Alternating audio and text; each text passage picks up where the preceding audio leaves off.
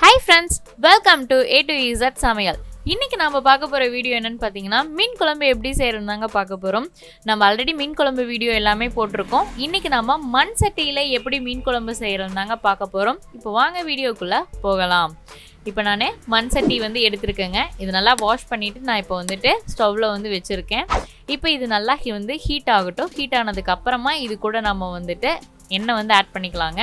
இப்போ இதில் நான் நல்லெண்ணெய் ஆட் பண்ணுறேன். ஏன்னா நல்லெண்ணெய் குளிர்ச்சியும் கூட டேஸ்ட்டும் கொடுக்கும். ஸோ அதனால் நான் ஃபஸ்ட்டு நல்லெண்ணெய் ஆட் பண்ணுறேங்க. இப்போ எண்ணெய் நல்லா ஹீட் ஆகட்டும். ஹீட் ஆனதுக்கு அப்புறமா இது கூட நம்ம வெந்தயம் ஆட் பண்ண போகிறோம். இப்போ இந்த வெந்தயம் பார்த்தீங்கன்னா ஒரு ஸ்பூன் அளவுக்கு நான் வெந்தயம் எடுத்துருக்கேங்க. இப்போ ஹீட்டான எண்ணெயில் வெந்தயத்தையும் ஆட் பண்ணியிருக்கேன். இப்போ இதை நம்ம லைட்டாக வதக்கி விட்டுறலாம். அந்த ஹீட் ஆனதில் அந்த இது பொரிஞ்சு வரும் நல்லா.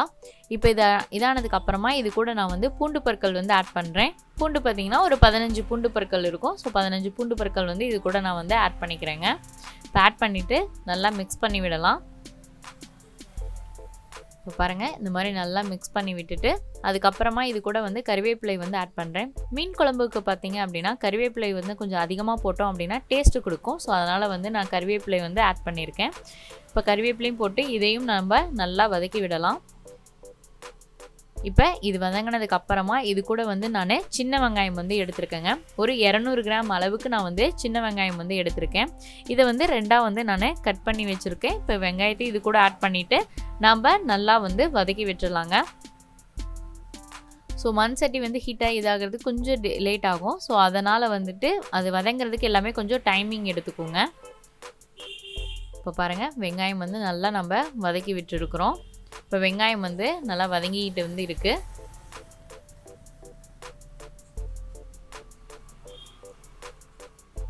இப்போ இது கூட நான் கல்லுப்பு ஆட் பண்ணிக்கிறேங்க. ஸோ குழம்புக்கு தேவையான அளவுக்கு நான் இப்போ கல்லுப்பு ஆட் பண்ணியிருக்கேன். உப்பு போட்டுட்டு ஸோ வெங்காயத்தோடு நல்லா மிக்ஸ் பண்ணி விட்டுறலாம். ஸோ உப்பு போட்டுட்டு நம்ம வதக்கும் போது சீக்கிரமாக வெங்காயம் நல்லா வதங்கிடுங்க. இப்போ வெங்காயம் நல்லா வதங்கிடுச்சு. இப்போ இது கூட நான் இஞ்சியோட பேஸ்ட் ஒரு 1/4 ஸ்பூன் அளவுக்கு நான் இஞ்சியோட பேஸ்ட் ஆட் பண்ணுறேன். இப்போ இஞ்சியோட பேஸ்ட்டும் போட்டுட்டு நல்லா மிக்ஸ் பண்ணி விட்டுடலாம். அந்த இஞ்சியோடைய பச்சை வாசனை போகிற வரைக்கும் இதை நம்ம நல்லா வதக்கிக்கலாங்க. இப்போ அதுவும் வதக்கிட்டேன். இப்போ அடுத்தது இது கூட பார்த்திங்கன்னா தக்காளி ஆட் பண்ணிக்கிறேன். பெரிய பழத்தில் ஒரு 2 பழ அளவுக்கு நான் தக்காளி எடுத்துருக்கேங்க. சின்ன பழம் எடுத்திங்கன்னா ஒரு 3 பழம் எடுத்திங்கன்னா போதுமானதாக இருக்கும். இப்போ நான் 2 தக்காளி பழம் ஆட் பண்ணியிருக்கேன். இப்போ இது எல்லாத்தையும் நம்ம நல்லா வதக்கி விட்டுடலாம். இந்த ஆயிலோட மிக்ஸ் ஆகி தக்காளி வெங்காயம் எல்லாமே நல்லா வதங்கணுங்க. இப்போ பாருங்கள், நல்லா வதங்கிட்டு இருக்குது.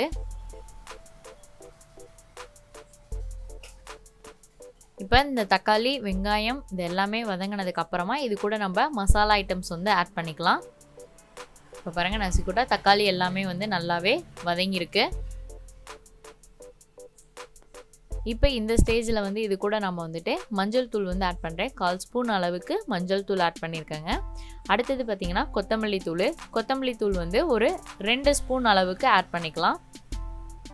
இது வீட்டில் வெறும் கொத்தமல்லி தூள் மட்டும் நான் தனியாக அரைச்சது வச்சுருக்கேன். ஸோ அந்த கொத்தமல்லி தூள் தாங்க ஆட் பண்ணியிருக்கேன்.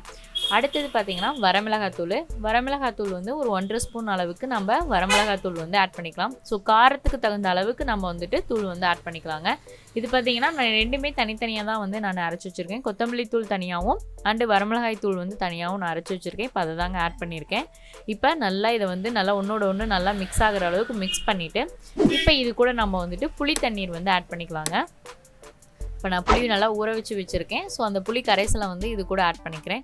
ஸோ உங்களுக்கு எந்த அளவுக்கு அந்த புளிப்பு வேணுமோ அந்த அளவுக்கு. இப்போ நான் நார்மல் லெமன் சைஸ் அளவுக்கு நான் எடுத்திருக்கேன். நான் தக்காளி ஒரு பெரிய பழமாக 2 பழம் போட்டிருக்கேன். அதனால் புளி கரைசல் ஒரு சின்ன லெமன் சைஸ் அளவுக்கு புளி கரைசல் எடுத்திருக்கேங்க. இப்போ இது எல்லாத்தையும் விட்டுட்டு இப்போ நம்ம இதை நல்லா மிக்ஸ் பண்ணுறோம். இப்போ பாருங்கள், நல்லா மிக்ஸ் பண்ணிவிட்டு இந்த புளிக்கரைசல் ஒரு கொதி வரணும். ஏன்னா அந்த மிளகாத்தூளுடைய வாசனைகள் எல்லாமே போயிட்டு நல்லா குக் ஆகணும். ஸோ அதனால் ஒரு கொதி வர வரைக்கும் இதை நம்ம அப்படியே விடலாங்க. இப்போ பாருங்கள், புளி தண்ணி ஊற்றி அந்த எண்ணெய் எல்லாமே ஓரத்தில் நல்லா மிதந்துட்டு இருக்குது. ஸோ இந்த அளவுக்கு வர வரைக்கும் நம்ம விடலாம். இப்போ இது கூட நான் வந்துட்டு ஆட் பண்ண போகிறது பார்த்திங்கன்னா தேங்காய் பால் வந்து ஆட் பண்ணுறேங்க. நார்மலாக தேங்காய் வந்து யூஸ் பண்ணுவோம். நான் வந்து இன்றைக்கி தேங்காய் பால் வந்து எடுத்திருக்கேன். ஸோ தேங்காய் பாலும்போது அதனுடைய திக்னஸும் கொஞ்சம் கம்மியாக இருக்கும் அண்டு டேஸ்ட்டும் வந்து நல்லாயிருக்கும். புளி உப்பு தன்மையோட இதுவும் வந்து கரெக்டாக அளவாக இருக்குங்கனால நான் தேங்காய் பால் வந்து எடுத்திருக்கேங்க. ஒரு 1.25 டம்ளர் அளவுக்கு நான் வந்துட்டு தேங்காய் பால் வந்து எடுத்திருக்கேன். இப்போ தேங்காய் பாலும் நம்ம ஊற்றிட்டு இப்போ இதை நல்லா நம்ம மிக்ஸ் பண்ணி விடலாம். இப்போ பாருங்கள், நல்லா மிக்ஸ் பண்ணி விட்டுட்டு இப்போ இதுவும் வந்துட்டு ஒரு கொதி வர வரைக்கும் விடலாங்க.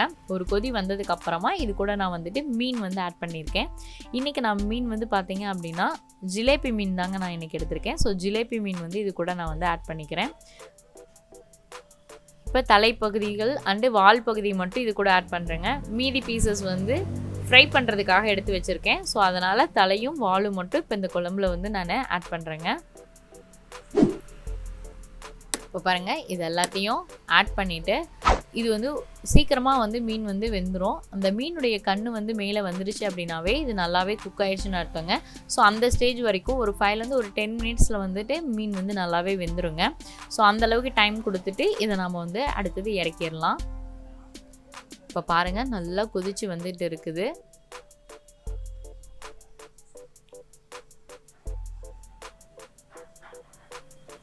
இப்போ பாருங்கள், ஒரு 10 மினிட்ஸ் ஆகிடுச்சு. இப்போ நல்லா வந்து கொதிச்சிட்டு இருக்குது.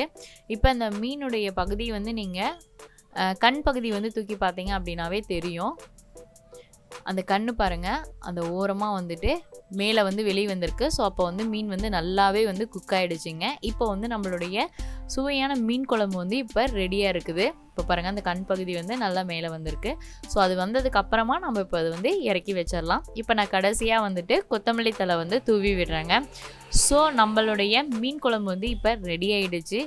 நல்ல காரசாரமான மீன் குழம்பு இன்றைக்கி நம்ம ரெடி பண்ணியிருக்கோம். இதுவும் பார்த்திங்கன்னா மண் சட்டியில் வந்து நம்ம ரெடி பண்ணியிருக்கோம். இது ரெடி பண்ணி முடித்ததுக்கப்புறம் பார்த்திங்கன்னா ஒரு வாசனை வரும். அது ரொம்பவே நல்லாயிருக்கும். நம்ம சாப்பிடும் போது வந்து இன்னும் கொஞ்சம் சாப்பிட்லாங்கிற எண்ணத்தை வந்து தூண்டுங்க. ஸோ நீங்களும் மண் சட்டியில் ட்ரை பண்ணி பாருங்கள். இந்த மாதிரி புதுவிதமான ரெசிபிகள் வேணால் இந்த சேனலை மறக்காமல் சப்ஸ்கிரைப் பண்ணிக்கோங்க. கூட வர பெல் ஐக்கானையும் ப்ரெஸ் பண்ணிக்கோங்க. ஓகே ஃப்ரெண்ட்ஸ், மேலும் ஒரு வீடியோன்னு சந்திக்கிறேன். நன்றி, வணக்கம்.